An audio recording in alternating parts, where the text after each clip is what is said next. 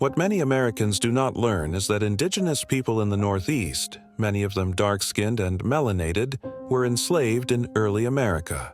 Survivors of the Pequot Massacre were sold into slavery in the Caribbean. Indigenous men were forced into labor on colonial farms and ships. Indigenous women and children were enslaved inside colonial homes. Some were labeled Black Indians in colonial records because they were melanated, contributing to the erasure of their tribal identity.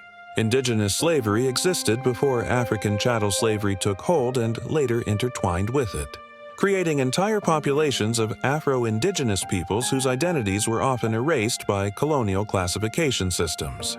Thanksgiving as myth became an early tool of American propaganda, a story that justified colonization and erased indigenous suffering. What followed over the next centuries deepened the wounds, forced removals. From the Northeast to the South, indigenous nations were pushed from their homelands. The infamous Trail of Tears was only one chapter in a nationwide pattern. Kill the Indian, save the man.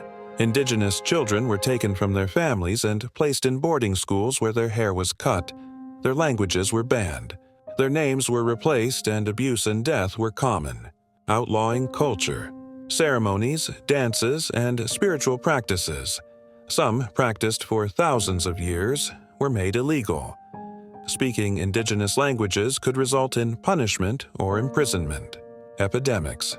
European diseases continued to devastate indigenous nations, wiping out entire communities. Collapse of tribal sovereignty.